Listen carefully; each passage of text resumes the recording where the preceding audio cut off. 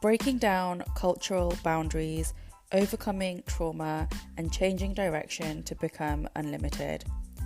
This is the Becoming Unlimited podcast with me, your host, Urvashi, aka Ush. Each week, we'll be discussing various ways in which you can be your best self and learn to dance with the universe. We'll also be chatting to some inspirational women from a diverse range of backgrounds, and I too will share some insight into how I changed my life using the universal laws and a lot of healing. So, let's dive in. Welcome to the Becoming Unlimited podcast. This is your host, Urvashi, and today I have a very special guest for you. But before we dive in, I just want to open the space with a little bit of breath work. So if you can close your eyes, if you're in a safe space, take a moment just to check in with your body, whether you're seated or standing, and take a deep breath in through your nose, filling up your belly and out through the mouth. Another deep breath in through the nose. Really fill up your belly and expand your stomach, hold at the top and out through the mouth. And one final deep breath in through the nose, following the breath down all the way through your nasal passage, your lungs, into your belly. Expand that belly and hold at the top for me and out through the mouth. And you can open your eyes. So welcome to the show. Today, I have Gurjinder Bhogal with me. She is the Magetic marketer and a very good friend of mine and my soul sister. She's a marketing consultant, a quantum coach, and she has helped hundreds of female entrepreneurs create magic in their soul-led businesses, which is incredible. I love this woman and I would call her your go-to marketing guru. So let's dig in. Hey, Gurjinder, how are you? I am good. Really glad to be here. Actually, really honored to be here. So super excited for our conversation today. And it's really exciting because you're my first ever guest. Woohoo! And what better person to have as my first? Popping your cherry right now. Literally popping my cherry. I love it. And I'm so glad it's you that's popping my cherry.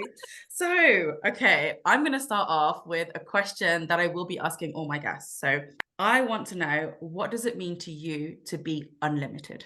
Ooh, unlimited. You know what? I feel for me, it's being the truest version of myself without anyone stopping me or holding me back. Wow. The truest version of yourself without anybody stopping you or holding you back. Mm-mm.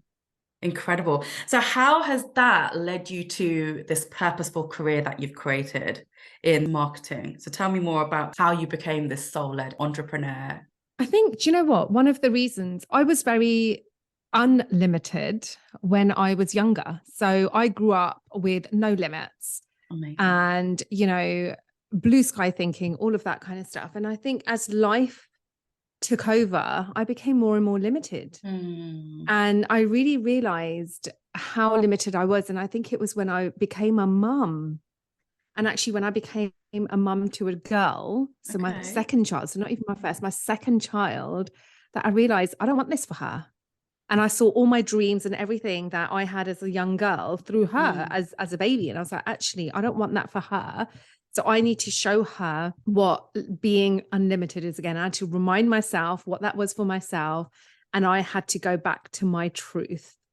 And so I just started to make these small steps to figure out what my truth was again and what my unlimited life looked like again.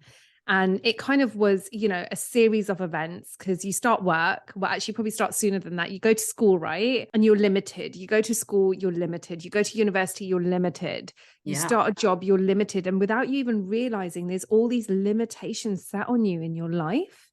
And you get married and you meet somebody and you're limited. You become a mom, you're limited. And I think it was when I had my second child that I just realized, oh my God, when did my life become so limited? And you wanted to be this incredible, inspirational mother for your daughter, right? Yeah, I just wanted to be this amazing person. I wanted her to be this amazing person. And I knew for her to become this amazing person, I had to step into that first. I had to show her what courage looked like to live on your terms, to live your truth and live that unlimited lifestyle. And I had to start it first, and it was really, really scary. And it still is. It still scares the bejesus out of me. Like, you know, oh my God, what am I doing sometimes? But at the end of each night, I sleep peacefully. Yes, I can imagine that you do, actually. Yeah. Really, knowing I'm my truest version of myself, I sleep well.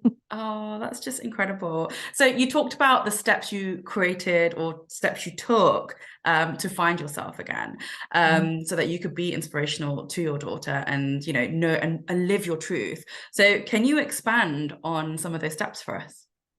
Yeah, well, to be honest, I didn't know what it was at first. Okay. So when I first realized I needed to do something, I didn't know what something was. I didn't know what that was. And first thing I knew I had to do was leave my corporate world. I was like, there's certain chains I need to break. I obviously can't chain my family, break my family bond. I can't break my marriage. I didn't want to. I was like, there's certain limitations that I can control. And one of them was the corporate world. And it was my job, actually. And I could either change to another job where I thought, you know what, I'm just going to have the same limitations on me again, or I take matters into my own hand and start doing things for myself. So I started my own business. Yeah. And that's when I started to take my first step into taking back control of my life and realizing what an unlimited life looked like. So sorry, carry on. No, I was just going to say, but it wasn't until many years later, which I'm sure we'll go into, before I really understood what that meant. Yeah. So it's really interesting because actually what you're talking about is that first stage of the Dharma journey.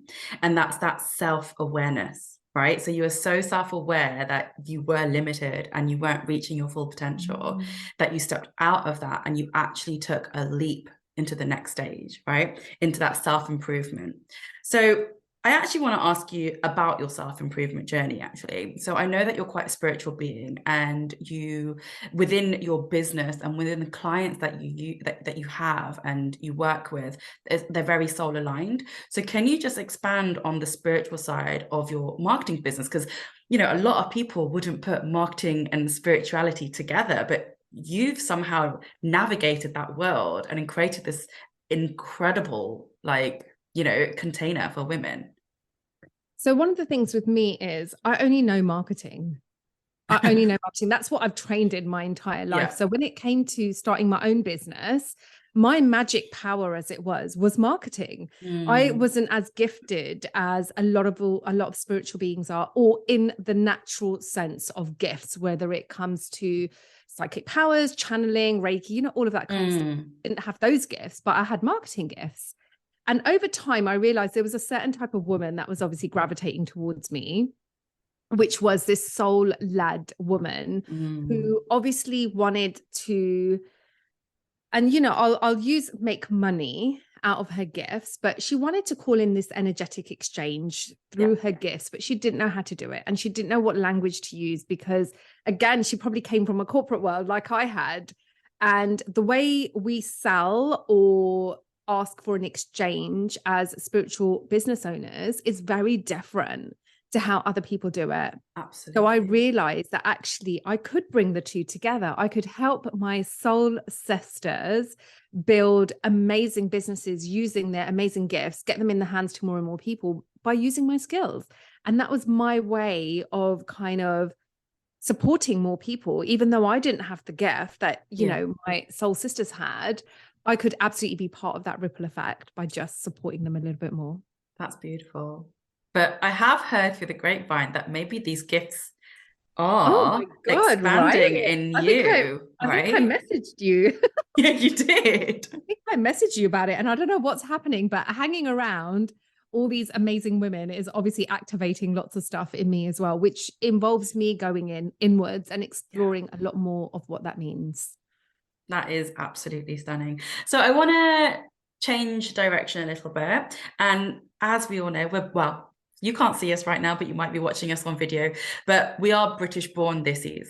So one question I have for you is, obviously you've gone on this path where you haven't followed, like, potentially, you know, what is considered typical of a British born Dissy. Like, you know, our mum and dads came to this country to give us that education, and our paths were lawyer, doctor, engineer, realistically, right? So I want to know from you if you faced any stereotypical expectations like this, and how you managed that when you started this new path of yours.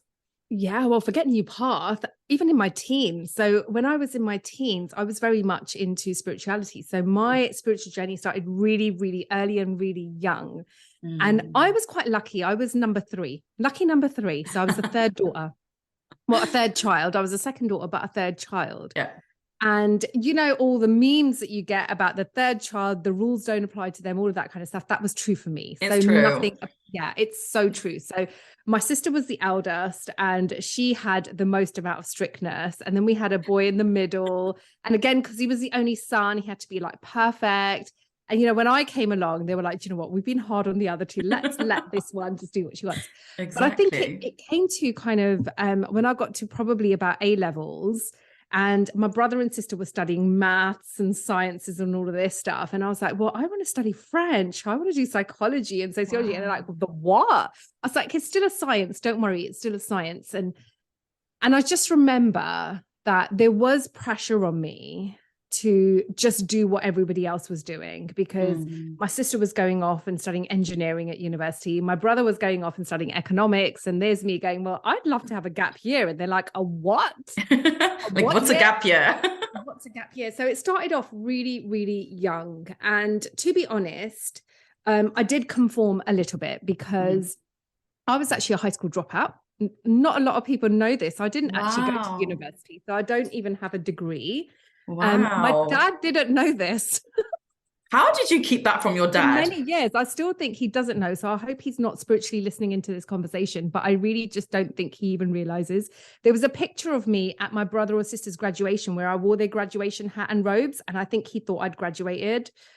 But anyway, we won't go to that. So I actually left school after high school and didn't go to university. And I felt then I had something to prove, because I didn't want my story to be that I'm a high school dropout. So then the obvious choice back then was to throw yourself into work. Yeah. And even though I didn't conform to the societal, you know, demands, I think I probably did in a way, because I was hell-bent on having a really successful career. Yeah. Because I didn't want anyone to say, oh, it's because you didn't go to uni, or it's because you didn't do this. So I then threw myself into work, threw away all my spirituality, went as, you know, further away as I could from what really was me, and just threw myself into work. And at the beginning, I got lots and lots of success. So all through my 20s, I had an amazing, amazing life. But as soon as I started making choices and changes, and my path started to go in different directions, I could tell I had that hook on my back. My spirituality was calling me back. Yeah. My truth was calling me back, and I knew something had to change. Yeah. So I just didn't think it was going to happen too soon. I thought I'd get to a like 80 or something, and I could have seen through my whole career and all of that stuff, but it just happened too early, so early. So would you say that when you started this, you've dropped some real like exclusive truth bombs there. Like, I never went to university. I don't have a degree. Podcast. I know. Absolutely, I was going to do it. My dad thinks I graduated. Rest in peace. Do you know what I mean? But did you find that kind of your mum and your siblings and people around you were like, what the hell are you doing with your life? You know, you need to maybe go back to uni. You need to be that, you know, doctor, or go on a journey of economics, whatever, like your brother did. Like, did you ever get any of that feedback? All the time. And do you know what? Bless my mum. Like my mum, like I love her to bits. And she was just like, can't you just do the right thing? Can't you just do this for me? And I'm like, no, I can't. And the worst thing is, I'm my dad's daughter. And I'm like, you guys shouldn't have brought me up the way you did if you wanted me to listen to you, because you brought me up not to listen to anyone. Yeah. So there was like my mum, especially when everybody was graduating and they were lawyers, they were doctors. they were, you know, they had these really high profile careers and jobs and, you know, all of this stuff. And back then, so going back 20 years, no one knew what marketing was. People don't even know what it is now, let alone back then. So when my mum was like, she's in marketing, everyone's like, what the hell is that? Like, what is that? And back then, marketing was very PR related. It was very glamorous. So it looked like to them, I was just going out all the time and having a good time. And they were like, how can that be a proper job? And how can that be a proper career? So I did get it a lot. And oftentimes I had to keep asking myself as well, am I doing the right thing? If everyone around me seems so unhappy, am I really doing the right thing? And I guess I was really selfish because I was like, well, as long as I'm happy, that's what matters, right? As long as I'm happy. Yeah. And I just stuck with that. It's how I feel. And I'm happy with the life that I've got. So I'm going to stick with that. And also one thing, when all my friends left uni, they had massive debt. And by that time, I had an amazing job and I was earning really, really well. So I was like, do you know what? This is all the validation I needed, that I haven't got all this debt and I'm in an amazing job. And that was me good. That was amazing. So at that point of you going, I'm going to start my business, what made you go there? You were happy in your job. You were happy doing the things you were doing. You were making money. You weren't in debt. What was that trigger? My boss. Oh, okay. Yeah. Do you know what? I had a boss and for ages, Ush, I used to hate him. And I even used to post about it on my social media. Oh, did and you? My mum even used to message me saying, you can't write that. You can't write that on your Instagram. And I'm like, yes, I can. And I want to, because for ages, I own the story that he made my life a misery. But actually, he was a pivotal person in me owning my truth and walking my truth path. And when I became a mum, he was a very old school boss. So he expected you in the office at 8 o'clock. He expected you not to leave until 6 o'clock. And I was like, hold a minute. So I will see my kids when. And it started to become a real challenge when I became kids. And, you know, there's lots of things that went on with the company around, you know, females in business coming back. Even with my son, I had to be back in the office in 6 months. Like I only had 6 months off with my first child. And my son was in childcare for about, this is probably the hardest thing I find talking about. My son was in childcare for about 10 hours a day. And when I knew something was wrong was when he used to call me by his key worker's name. And I'll never forget that. He used to call me Raj because he didn't know what mum was. He didn't know what the word mum was because I was just never around. And I was like, hold a minute, I've got this boss that I absolutely hate that's keeping me away from my son. And my son doesn't even know what mum, like, what is this that I'm doing? All around me, what I'm seeing is all these other mums saying, you can have it all. You can be working and you can have your kids and you can do all of this. And I'm like, who are these women that are having it all? And why can't I have it all? Yeah. And I thought I was doing something wrong. So I just kept playing the game. And it was only when I had my second child and as soon as I found out she was a girl, that penny dropped for me then, that I knew I had to do something. I knew I had to make some moves.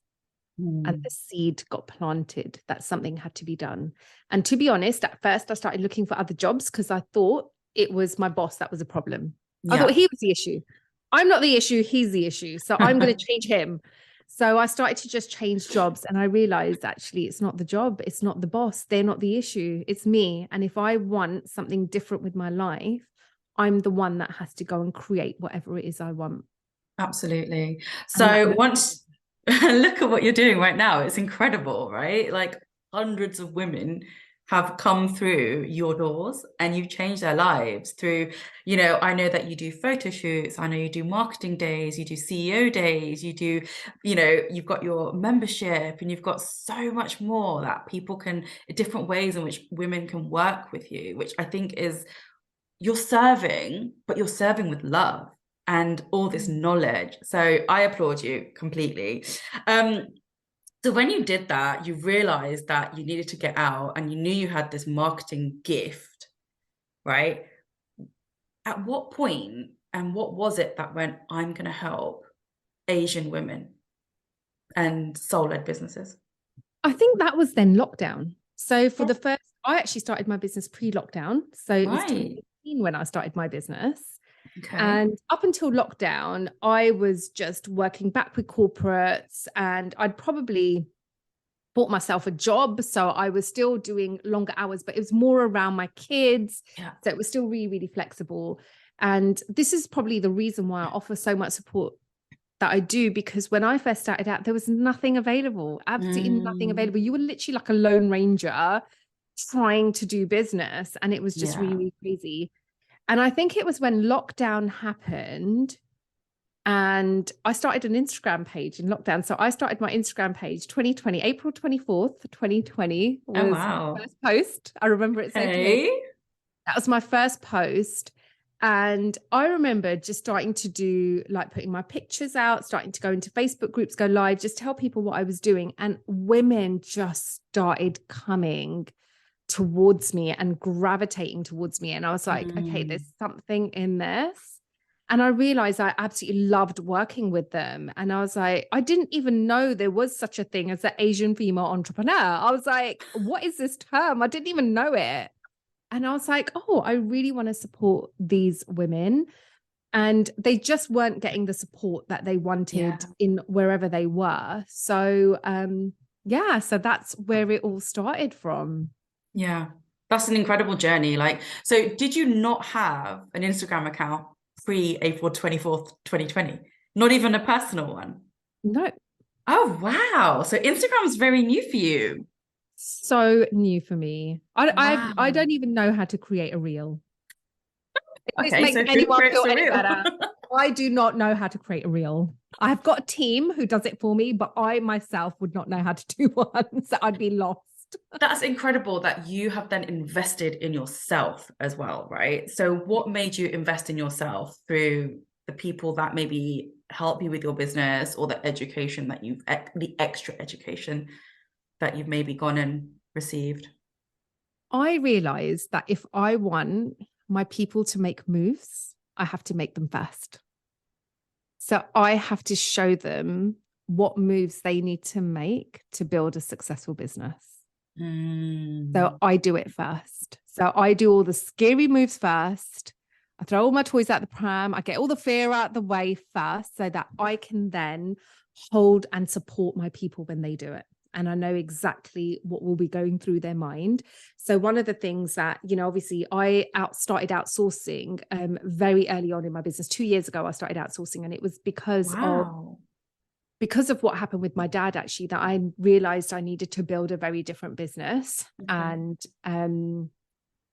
so I knew how I felt when all the money I was getting in was going out to other people to build my business. So I know what that feels like energetically.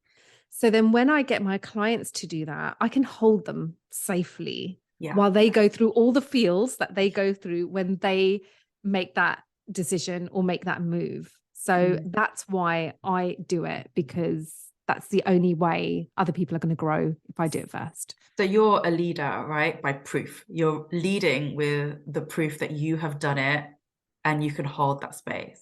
Yeah. So you mentioned it was because of your dad. Can you expand on that, please? Yeah. So 2 years ago now, my dad passed, and it was January. And I was literally in the midst of a launch. I was launching my first ever group program, and it was literally going to be the best thing ever. I think I only got a couple of signups to it. So I knew something was coming. And then obviously when my dad passed, I was like, there's no way I can energetically hold the energy for these people in this kind of space, because I was grieving and I needed the time to heal. And by this point, I'd built my business up. So I'd already got a community of people coming up.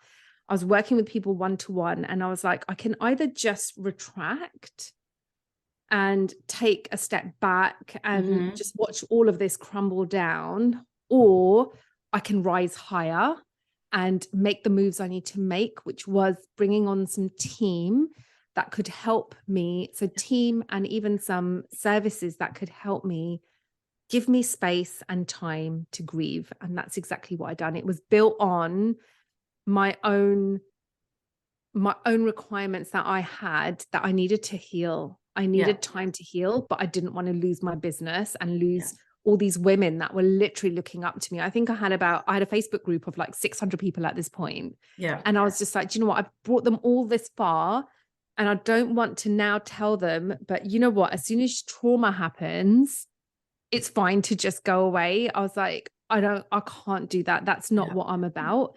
I was like, I do need the space, but I want to show them that you can live side by side. You can live with your adversity, you can live with your trauma, and you can still do all of the things that you want to do as well. Yeah.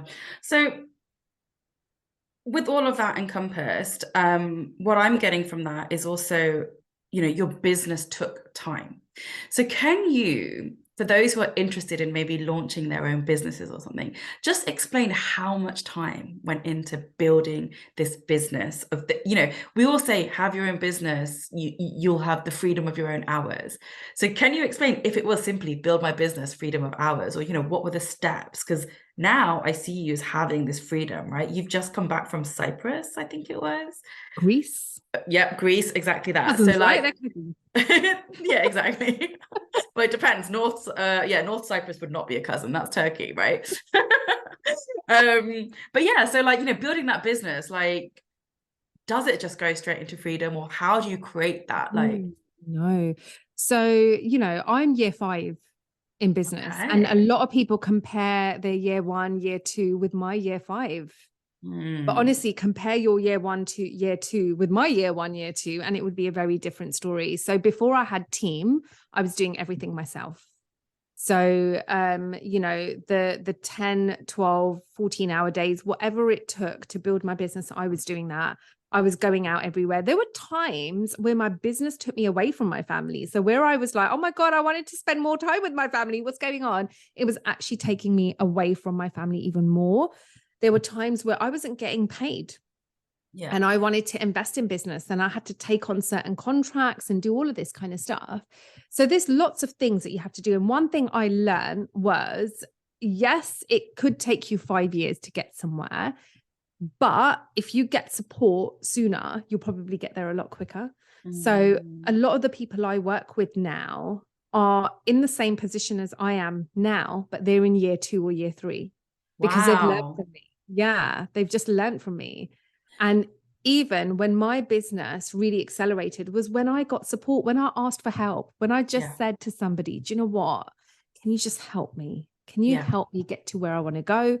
And they helped me, because sometimes when you are a business owner, especially when you're so gifted, and you've got this magical gift, that's your zone of genius. The admin isn't your zone of genius. The marketing isn't your zone. The sales, you know, all of that kind of stuff, the reels, the, you know, editing, all of that stuff isn't your zone of genius. And if you're trying to do all of that stuff, it's really taking up your energy and it's draining you and it's slowing you down. So if you really want accelerated growth, it's all about reaching out and getting the help. It's exactly like healing, right? Yeah, 100%. You want to heal quicker and faster, get the help. I 100% agree, because when I was running my personal training business, it was only when I invested in someone to help me grow that business that I actually had this quantum leap. Now bring that in, because you're a quantum coach. Explain to us what a quantum coach, I know. Explain to us what a quantum coach is, please, because I think a lot of people won't know what that quantum leap or quantum coach, you know, what it actually means for us. Yeah. So quantum coaching is essentially where I take you back to your soul space. Wow. And we all come here for a reason, right? We've all come here. We're not just here for a pretty life, because let's face it, Earth isn't a pretty life. You know, there's suffering going on out there. There is poverty, there's hunger, there's child trafficking, there's murder, you know, there's wars, there's everything going on in this world. Yeah. We wouldn't choose this world for any other reason, but knowing that we could help it in some way, knowing that we could help our people in some way. That's the reason why we came here. I know my sole purpose is to help my sisters. I've seen my sisters with these magical gifts that are struggling to get their gifts in the hands of more people. And that's where I come in to help with that struggle. Beautiful. And what quantum coaching does is it supports you with your soul's purpose and just to carry out your mission, carry out whatever mission you're here on, and combining that with marketing. It's just a really powerful tool, especially if you're a business owner, especially if your gift is what is your calling in your abundance and what you're using to build your business with. And yeah, I guess that's in a nutshell. And where the quantum leap comes in is when you understand your soul's mission and when you understand why you're here. This is how you move fast. This is how the timelines, everything starts to just get out of your way, and you start to quantum leap and make massive, massive shifts in your life as well as in your business. Yeah. So it's like you start at like mile 1, but you get to mile 10 and it's like this huge leap because everything's just happened for you it's immediately. Like 0 to 60 in 10 seconds. She's fast and furious, ladies. It really is. It's like that. 0 to 60, it can get you there. But where it is, what it isn't is it's not 0 to 60 in 10 seconds and then back to 0 again in 15 seconds. Okay. That's quantum leaping, right? Quantum leaping is getting you to 0 to 60. Quantum transformation is keeping you at 60 then. Wow. And even though we work on quantum leaping you into wherever we want to go, what I try and do is keep you there and make sure that quantum leap is an actual quantum transformation. This is incredible. Like, this is the work I do with my soul purpose clients, right? But maybe I haven't used that quantum, quote unquote, the word quantum. I think it's... You can have it. Thank you. Will you adorn me with that word now? We'll get a sword out and everything, Oh my God, I absolutely love that. So I want to go back to being an Asian woman in a British-born society. Now, a lot of us feel this imposter syndrome, right? And I just want to know your thoughts on that, as in, why we feel it, and maybe, what is a really good way of overcoming that? Because in you, I don't see any imposter syndrome. I see this incredible woman. I believe you're a manifesting generator, right? As well. Projector. Oh, you're a projector. Oh, I need to do some research. I don't know enough about projectors. I'm gonna go and get my human design book out in a minute. So yeah, explain, just kind of in your own words, as an Asian woman in Britain, how do you feel your life has been? Has it been harder? Have you had that imposter syndrome? Have you had to work that extra harder to get where you are today? Yeah, definitely. And I think for years and years and years, I didn't even understand what cultural conditioning was until probably about last year. Okay. And I didn't even realize I'd been culturally conditioned. And, little things like serving the teas. So in boardrooms, when we used to have meetings, I'd be the one that would go and grab the teas. Wow. And I'd be like, why the hell am I doing that? We were taking down notes and I'd be like, oh yeah, I'll do that. Okay, I'll do that. Because it was all the people pleasing that you were doing. And I was like, oh my God, a lot of this stuff was just holding us back because we were so conditioned and we didn't even realize it. And not only are we conditioned, but oh my God, I'm passing it on. I always get my daughter to do stuff, and I genuinely get her to do stuff because my son wouldn't do it. She's the only one that would do it. But for her, she's feeling it. She's like, why do you always ask me to do it? And I was like, oh my God, it's got nothing to do with the fact that you're a girl. It's just because you're the only one that would actually do it. Yeah. I'm really, really aware of it now. And I actually remember just when I was in Greece last week, we were sat around a conversation. Now there's lots of rooms where I'm the only Asian woman. I'm in so many spaces, so many rooms where I'm the only Asian woman. And I do actually have imposter syndrome. And I do experience everything that everyone else experiences, but I'm not letting it hold me back. And I just find the courage that I have to go into a space. So when I went to Greece, part of my trip was with complete strangers. And I didn't know who any of these people were. And we were coming together. That's massive imposter syndrome that, oh my God, I'm going to be in this room with these amazing people. And I remember someone made a comment there that if we'd done another trip like this, how would it work with me and my kids? And I'm like, what do you mean? And it was very much an Asian comment. about me being Asian from a non-Asian person. And I'm like, wow, I'm already here without my kids, and I'm probably here longer than you guys without my kids. And it's just that vibe that we probably give off, or that understanding that people have of, we're all about kids and families and whatever. And I'm like, no, I've left mine behind to be here. And how did you initially react to that statement? I couldn't understand it. Like, I genuinely didn't understand it. And then I had to probe a little bit. And then I found out it was because of my commitments with my family, my kids. I'm like, I don't get that, because I'm here without them.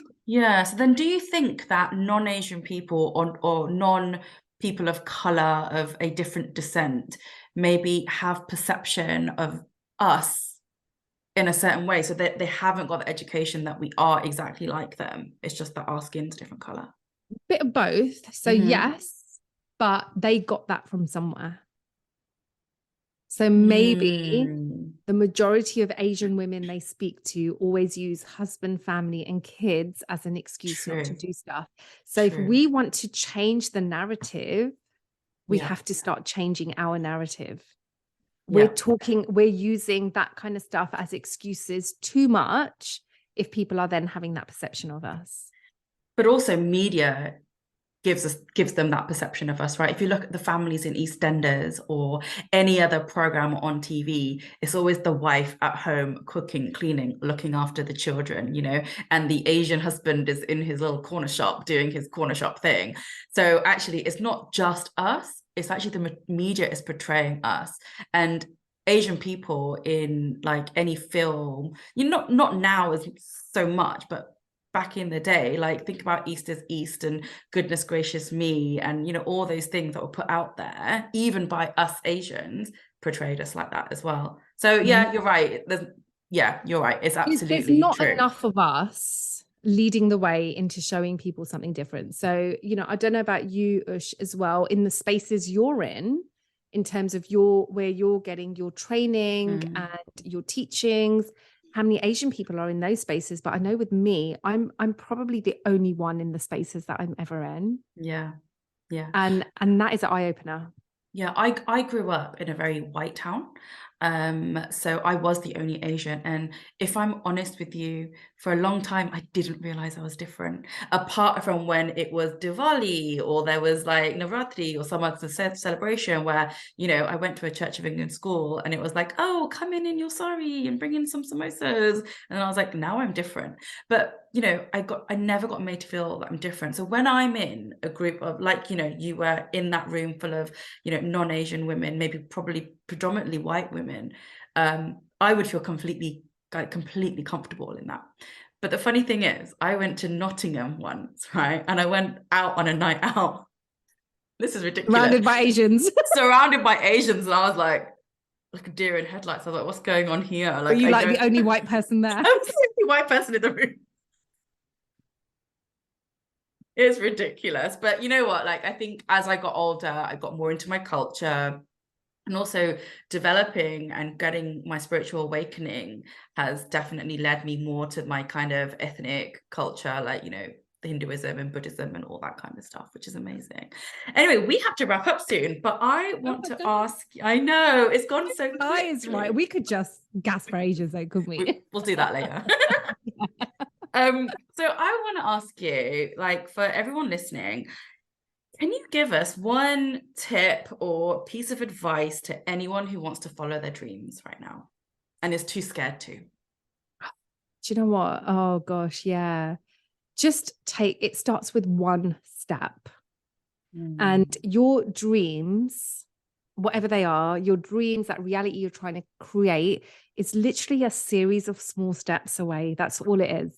It's nothing big. It's literally a series of small steps that will get you to where you want to go. So just know what is that first step you need to take and take it from there. After you've taken that first step, what is that next step? What is that next step? And just build the life that you want to build, because absolutely no one out there is going to do it for you.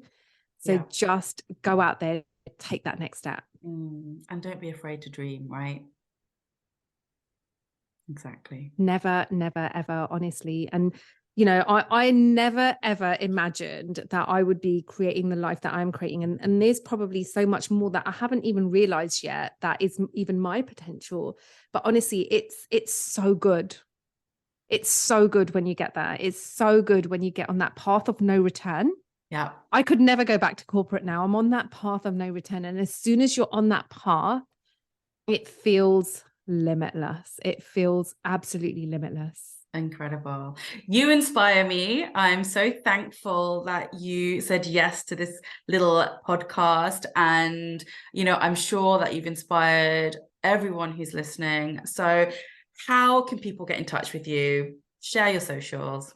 Oh, come on over to Instagram now that I am a bit more experienced. I'm 3 years in now. I know a little bit more. So come and hang out with me on Instagram. I'm at the.magnetic marketer on Instagram, and I'd love to catch you over there. So if you didn't hear that right, that's the.magnetic marketer on Instagram. You'll find Gurjinder Bhogal on there. And honestly, she is so inspirational. She is someone that I cannot wait to get more and more in tune with when it comes to my own, coaching and my own business. So, connect with her and she will help you grow. So thank you so much for your time. You are so welcome. Thank you for having me. And thank you to everyone for listening. So what I'm going to do now is just close the space with 3 more breaths, if that's okay with you. So if you can just close your eyes, just ground yourself into the seat below you, pick your toes up and place them down, and take a nice deep breath in through the belly, out through the mouth. Feel that heart rate go in through the mouth, into the nose, out through the mouth. One more deep belly breath. Hold at the top and out through the mouth. Just remember that you are wonderful, you're incredible, you're inspirational to other people, and that you are. Thank you so much for listening. This is Urvashi, out for another podcast.